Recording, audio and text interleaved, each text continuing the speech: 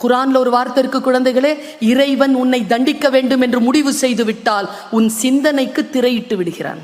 வாரணம் பொருத மார்பு வரையினை எடுத்த தோல் நாரதற்கேற்ப நயம்பட உரைத்தனா சங்கரன் கொடுத்த வாழ் மௌலி 10. அப்படி வரல. பிக்ஷாந்தி சீத்தை ஏன் கோட்டை தாண்டனா? சீத்தை ஏன் தாண்டனா தெரியுமா? லக்ஷ்மணன் போட்டான், அதனால தான் தாண்டினான். ராமன் போட்டிருந்தா, நான் சிறுவனாக பார்த்து போட்டியில் வெற்றி பெறாமல் வெளியேறிய ஒரு சிறுவன் இன்னைக்கு கலெக்டரா வந்து அங்க உட்கார்ந்துருக்கான். உட்கார முடியுங்க. ஜேர்னி, வாழ்க்கை உங்களுக்கு ஜேர்னி கொடுக்குது. அந்த மதத்தை அடக்கிறதுக்குன்னு ஒரு ஆயுதம் இருக்கு, அதுக்கு பேர் அங்குசம். பிச்சை எடுக்கிற யானை தன் பலவீனத்தை அடக்கக்கூடிய ஆயுதத்தை பாகன் கையில் கொடுத்திருக்கிறது. இந்த யானை தன் கையிலேயே வைத்திருக்கிறது.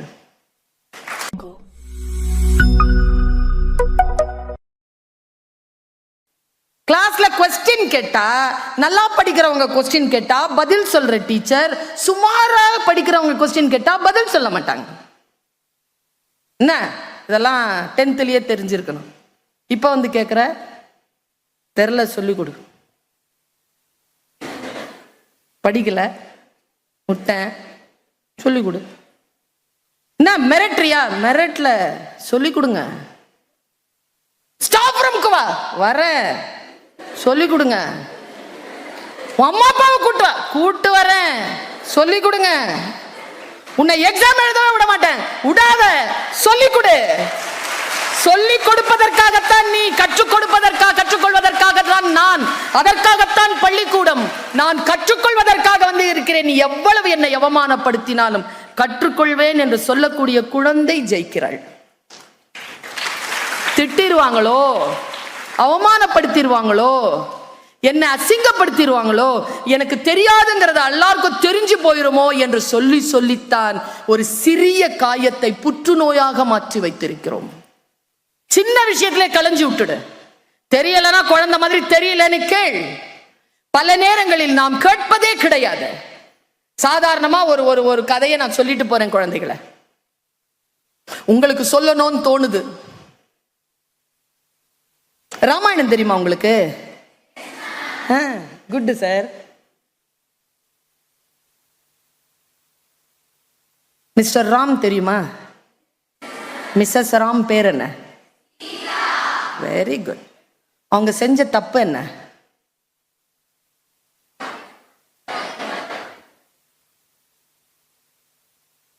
பெரிய ஒரு தப்பு செஞ்சு அவங்க சிக்கிக்கிட்டாங்களே.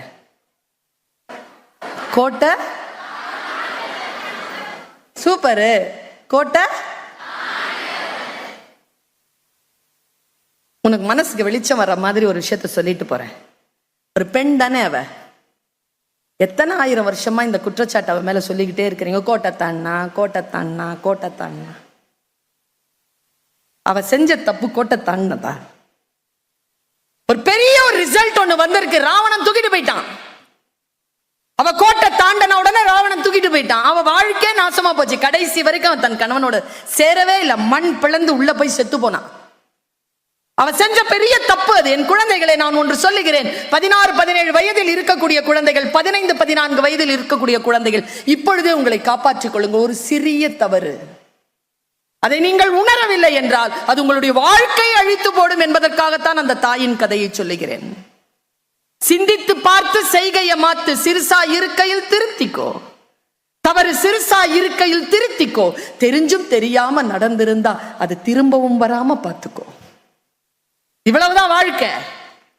அவ செஞ்ச பெரிய தப்பு கோட்டை தாண்டது நீங்கல்ல. உண்மையா அவ செஞ்ச பெரிய தப்பு என்ன? உன் கண்ணில் உள்ள ஒரு மெஷின் இருக்குப்பா உனக்கு. இந்த கையில இந்த போன் வச்சிருக்கிற பிள்ளைங்களால அந்த மெஷினை வந்து பயன்படுத்தவே முடியல. கேமரான்னு பேர் இதுக்கு. உள்ள இருக்கு. அது ஆனே ஆகிறது இல்லை. சுயமா எதையும் யோசிக்கிறது இல்லை. Imagination is more than knowledge. Einstein. Imagine பண்ணு, ஒரு காட்சிப்படுத்து. ஒரு பொன்மாலை பொழுது மிஸ்டர் அண்ட் மிஸ்ஸஸ் ராம் உட்கார்ந்துருக்காங்க. Very charismatic couple. பியூட்டிஃபுல்லா இருக்காங்க ரெண்டு பேரும். 10 அடிக்கு பின்னால லக்ஷ்மணன் நிக்கிறான்.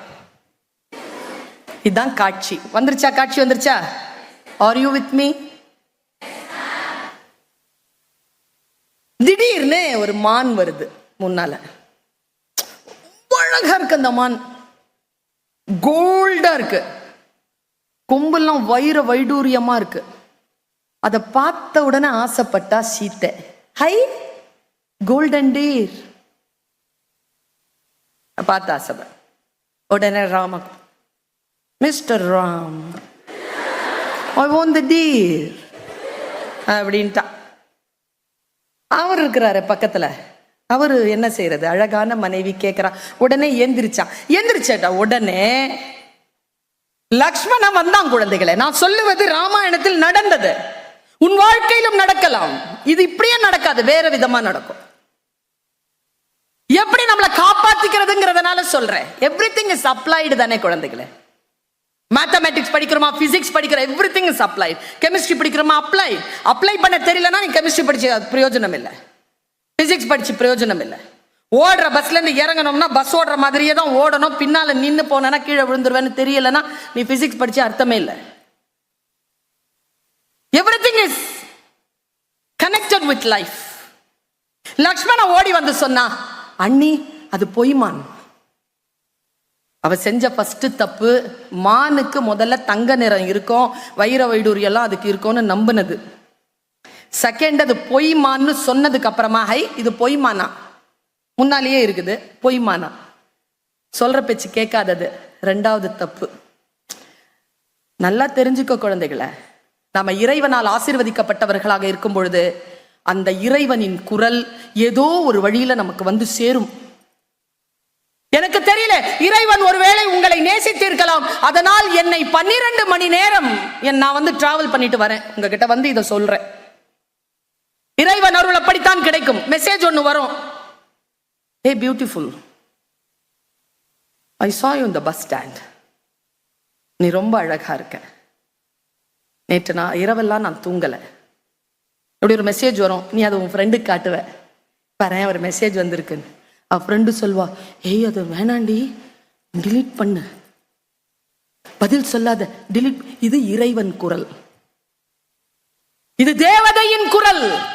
இது இறைவன் உன்னை நேசிக்கிறான் என்பதற்காக உன்னுடைய பக்கத்துல வந்து ஒரு குழந்தை உன்னுடைய ஃப்ரெண்ட் உன்கிட்ட சொல்றா, ஏய் டிலீட் பண்ணுடி, போ சாத்தான். இறைவன் உன்னை குர்ஆன்ல ஒரு வார்த்தை இருக்கு குழந்தைகளே, இறைவன் உன்னை தண்டிக்க வேண்டும் என்று முடிவு செய்து விட்டால் உன் சிந்தனைக்கு திரையிட்டு விடுகிறான். யார் எது சொன்னாலும் விளங்காது, நான் சொல்லுவதுதான் சரி என்று சொல்வாய். இறைவன் உன்னை நேசிக்க வேண்டும் என்றால் உன் பக்கத்தில் இருக்கக்கூடிய ஒலிகளை, உன் ஆசிரியர்கள், எனக்கு ஆகாத டீச்சர் தாங்க கெமிஸ்ட்ரி டீச்சர், ஆகாத டீச்சர் தான். நான் பேசும்போது இந்த என்ன கையை காட்டி சுல்தானா எழுந்திருச்சு நில்லு, நான் ஏன் பேசுற கிளாஸ்ல கூட கூட பேசிட்டே இருப்பேன். நான் +1 வரைக்கும் பேசினேன். +1ல என் டீச்சர் சொன்னாங்க, ஏன் பேசுற, வெரி ராங், பேசாத அப்படின்னாங்க. நான் மனசுல சொல்றேன், பேசுறதுக்கே பிறந்தவனா, என்ன பார்த்து பேசாதங்கிறீங்க? டீச்சர் சொன்னாங்க, எங்க பேசணுமோ அங்க பேசு, எங்க பேசக்கூடாது அங்க பேசாத, உட்கார். அங்க பேசுறத நிறுத்தினதோ இங்க பேசிட்டு இருக்கேன். இதான் இறை அருள். வார்த்தைகள் யார் மூலமாகவும் வரும் என் குழந்தைகளே, அதை வாரி எடுத்துக்கொள்வதற்கான ஆற்றல் ஆசீர்வதிக்கப்பட்டவர்களுக்கு மட்டும் தான் இருக்கிறது. நீங்கள் ஆசீர்வதிக்கப்பட்டவர்களாக இருக்க வேண்டும் என்று நான் பிரார்த்தித்தபடி இதை பேசிக் கொண்டிருக்கேன். அவன் வந்து சொல்றான், அண்ணி இது பொய்மான். ஏய் முன்னாலேயே இருக்கு பொய்மான். அவ சொல்றா, சரி நிஜமான் தானே, நான் போய் எடுத்துட்டு வரேன், அண்ணனை உன்னை விட்டு விலக்காதங்கிறான். அண்ணன் பாதுகாப்பா உன் கூட இருக்கட்டும் அண்ணி, நான் போறேன். கம்பராமாயணத்தை படிக்கிறேன் நான். கம்பராமாயணத்தில் அந்த சொல் இருக்கு, நாயக நீயே பற்றி நல்குமேயால், ராமனை நீதான் போய் இதை பிடிக்கணும், எனக்கு கொழுந்த பிடிக்கிறெல்லாம் மான் வேணாம், புருஷன் நீ போய் பிடிச்சிட்டு சொல்றாங்க. அவ செஞ்ச 3வது தப்பு. அவன் போறான், போகும்போது அவன் அரக்கன், அந்த மான் வடிவத்தில் வந்தவன் அரக்கன், அவன் அம்பு போடுறான், இறக்குறவன் லக்ஷ்மணா சீதான்னு சொல்லிட்டு செத்துட்டான். ராமன் வாய்ஸ்ல ட்ராப். உடனே சீதா சொல்றா, ஐயோ ராமனுக்கு அங்க ஆபத்து, லக்ஷ்மணா போய் காப்பாத்துன்னு. உன்னை விட்டு போக மாட்டேன் அண்ணி, நான் போனா உன்னை யாராவது வந்து ஏதாவது துன்பம் கொடுத்துருவாங்க, நான் போக மாட்டேன். நீ இங்க நின்னுட்டு இருந்தா நான் தற்கொலை பண்ணிக்குவேன், மரியாதை போய் உன் அண்ணனை காப்பாத்து. அவ செஞ்சனால அவ தப்பு, 4 தப்பு பண்ணிட்டா. முதல்ல போகும்போது, இது அனந்த ராமாயணத்துல இருக்கு, போகும்போது லக்ஷ்மணன் என்ன பண்ணா, அண்ணி நான் வர வரைக்கும் நீ செத்துருவேங்கிறதுனால நான் போறேன், ஆனா அண்ணன் வந்து அங்க செத்துருக்கிறதுக்கு வாய்ப்பு இல்லை, அவன் ராஜாராமன், அவன் கோதண்ட ராமன், உன் ஜானகி ராமனா தான் உனக்கு தெரியும், அவன் எவ்வளவு பெரிய வீரன்னு எனக்கு தெரியும் அண்ணி, நீ செத்துருவேங்கிறதுனால நான் போறேன், ஆனா ஒன்னே ஒண்ணு உன்னை கெஞ்சி கேட்டுக்கிறேன், ஒரு கோடு போடுறேன், நீ இந்த கோட்டை மட்டும் தாண்டிடாத, நான் வந்துடுறேன்னு சொல்லிட்டு போறான்.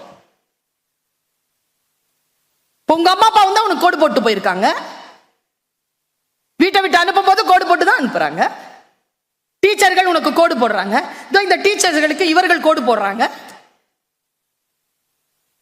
இவர்களுக்கு இவர்கள் மேலானவர்கள் கோடு போடுறாங்க, எல்லாரும் தான் கோடு போடுறாங்க, எல்லார்கிட்டயும் தான் கோடு இருக்கு. சீதைக்கும் ஒரு கோடு விழுந்தது முன்னால, பிள்ளைய இரு தாண்டாதன்னு. ராவணன் வந்தான், எப்படி வந்தான், எந்த விஷயத்துல வந்தான்,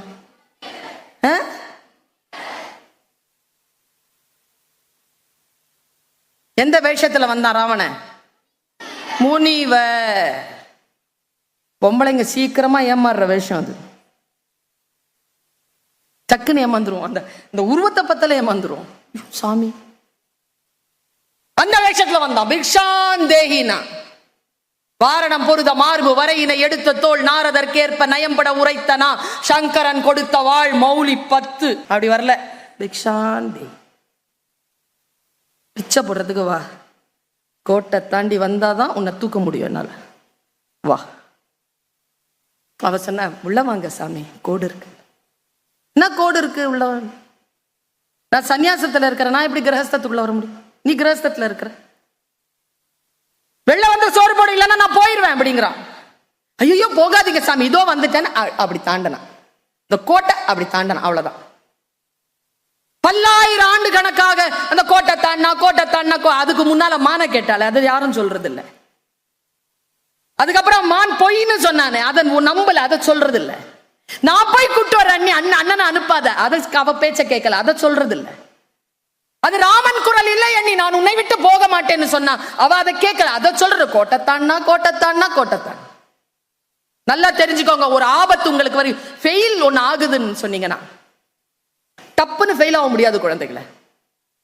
பல்வேறு ஸ்டெப் இருக்கும், அந்த ஸ்டெப் எல்லாம் ஒழுங்கா கவனிக்கலன்னா தான் ஃபெயில் ஆவீங்க. அந்த ஸ்டெப்ஸ் சரியா கவனிச்சுக்கிட்டீங்கன்னா ஃபெயில் ஆகிறதுக்கு வாய்ப்பு இல்லை. நான் ரொம்ப கடுமையான ஒரு விமர்சனத்தை வைக்கிறேன். சீத்தை ஏன் கோட்டை தாண்டனா? சீத்தை ஏன் தாண்டனா தெரியுமா? லக்ஷ்மணன் போட்டான், அதனால தான் தாண்டினான். ராமன் போட்டிருந்தா பசின்னு ஒருத்தன் வரான், தாண்டிதான் இருப்பான். தாய் இல்லையா, தாண்டிதான். எப்ப அவ தாண்டாம இருந்திருப்பா? ஒரு பெண்ணா நான் யோசிச்சு பாக்குறேன். எங்க அம்மா சொல்லுவாங்க, 6 மணிக்கு மேல பால்கனி பக்கம் நின்று எட்டி பார்க்காதம்பாங்க என்ன, சின்ன வயசுல. ஏன்னு கேட்பேன் சார் நான். எங்க அம்மாவுக்கு சொல்ல தெரியல போல இருக்கு அந்த வயசுல, எனக்கு புரியுற மாதிரி. 6 மணிக்கு மேல ரோட்டை வேடிக்கை பார்த்தா பொறு வரும், முகம் கெட்டு போவோம்பா. நான் அப்ப திருப்பி கேட்பேன் உங்ககிட்ட, ஏன் கூர்காவுக்கு வர்றதில்ல? அவன் அங்கதானே நிக்கிறான், வாசல்ல தானே நிக்கிறான். அது இல்ல பதில். ஏதோ ஒரு ஒழுக்கத்துக்காக அம்மா சொல்றாங்க, ஏதோ ஒரு சொல்லு இருக்கு அதுக்குள்ளாக. இந்த நேரம் தவிர்த்து வெளியில் இருக்காது, இந்த நேரம் தவிர்த்து ஒன்றை தாண்டாது, இந்த விஷயத்தை பார்த்து இதை செய்யாது என்று யாரேனும் சொல்கிறார்கள் என்றால், டோன்ட் என்கின்ற சொல்லுக்கு உள்ள மிகப்பெரிய ஒரு வரலாறு இருக்கு. ஆனா அது அடுத்தவங்க சொன்னா நம்ம கேட்கறதே இல்லை குழந்தைகளை. நீ என்ன சொல்றது? நீ என்ன சொல்றது? அவனு சொல்லட்டுமா? சீத்தை எப்போ அதை தாண்டி இருக்கிறதுக்கு வாய்ப்பு இல்லை தெரியுமா?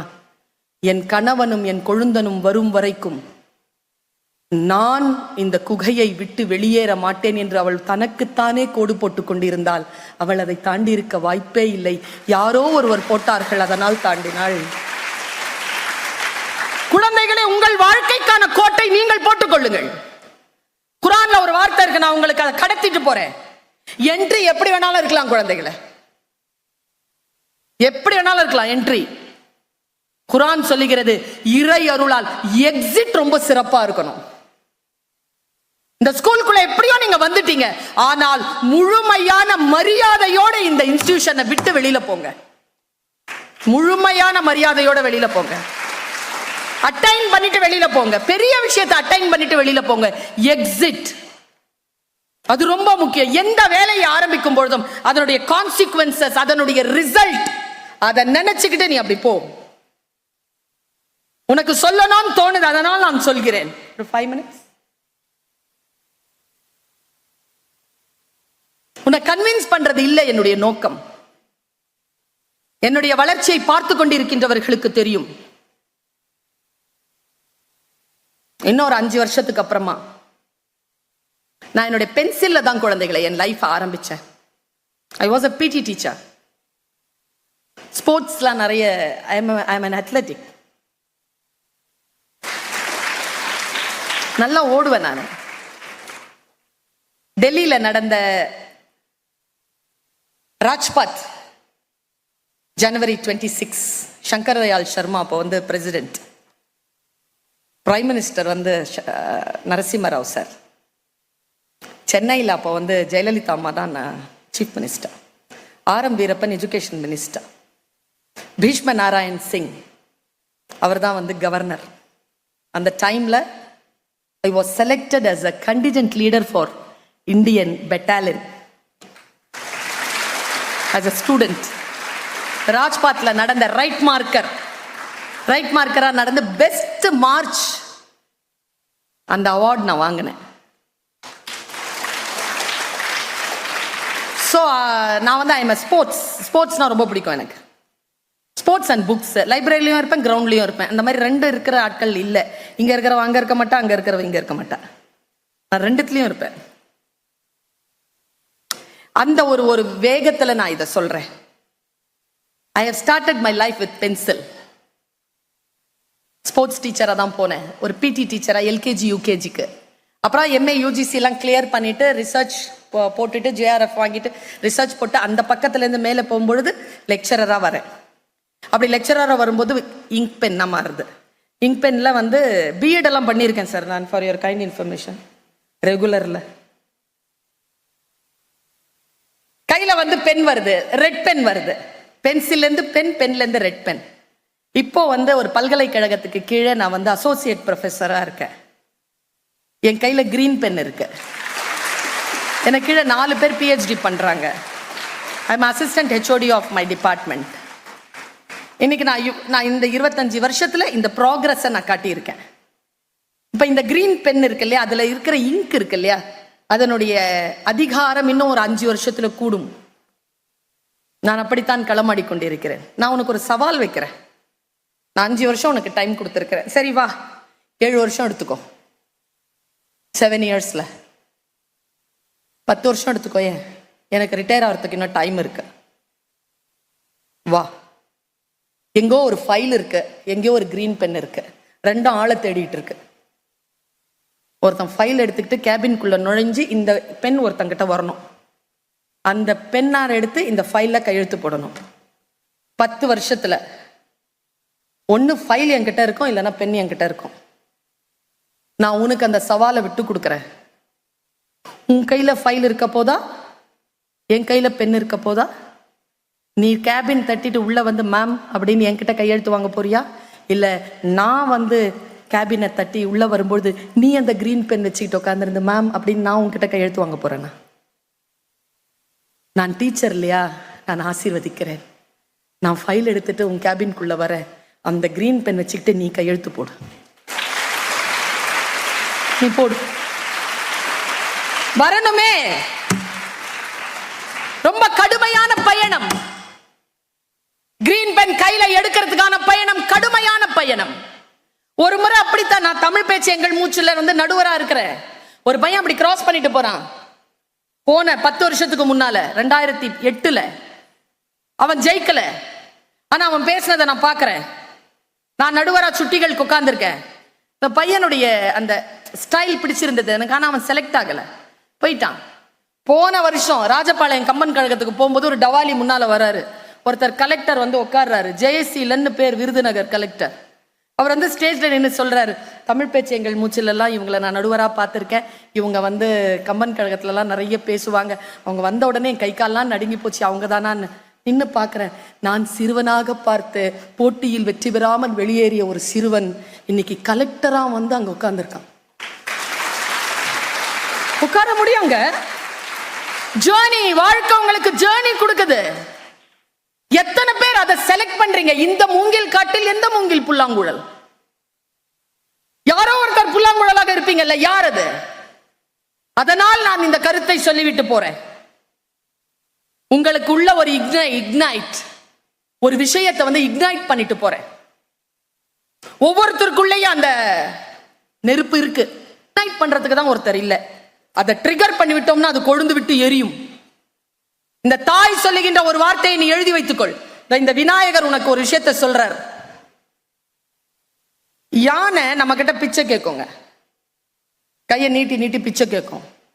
ஆனா இதுவும் யானை தான், இதுகிட்ட நாம பிச்சை கேட்போம். அப்படித்தானே? நாம கேட்கிறோம்ல, அது நமக்கு கொடுக்குது இல்ல. வெளியில இருக்கிற யானை நம்ம கிட்ட பிச்சை வாங்குது. ஒரே காரணம் தான், யானைன்னா மதம் பிடிக்கும். மதம் பிடிச்சா அது உலகத்தை அழிச்சிரும். அந்த மதத்தை அடக்கிறதுக்குன்னு ஒரு ஆயுதம் இருக்கு, அதுக்கு பேர் அங்குசம். பிச்சை எடுக்கிற யானை தன் பலவீன